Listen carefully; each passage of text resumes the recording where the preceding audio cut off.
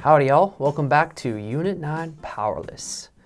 So earlier we kind of talked about the Texas situation of a cold snap that hit Texas. And I know you probably heard my accent shift and change. I try to do a little bit of my Texas accent. It may come out, but I'll try to keep it in. I want more of it. But in Texas in February, mid-February, there was a cold snap that took out a lot of the power and many areas had a rolling blackout that happened. And that's because the Texas electrical power grid is disconnected or deregulated from the American power grid. It's kind of divided.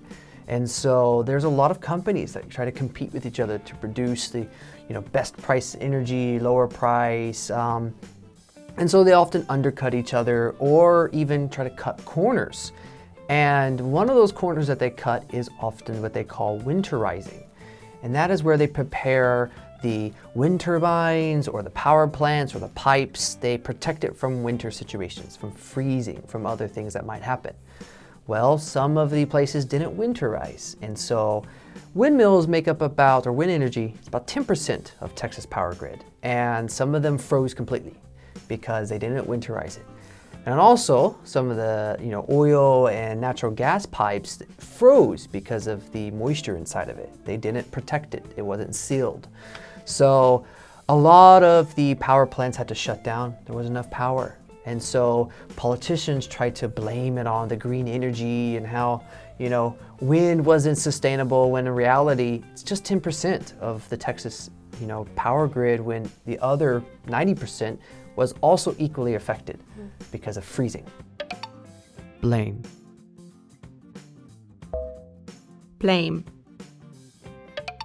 Now this is more about like shopping and products and try to, maybe save some money. Is what products do you always try to spend as little as possible first?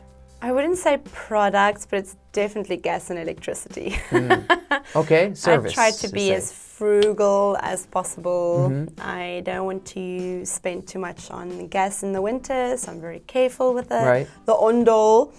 And in the summertime, I keep my aircon in a certain setting to avoid the crazy high costs. I see. What about you? Yeah, I've gotten into a habit after my girlfriend reminds me over and over and over to just turn off the light. Because my parents kind of gave up on that. So as a kid, I just left it on for a while, later turned it off. But now it's like, turn off the light. Turn off the light. That's it for our review section, and we'll see you on the next one.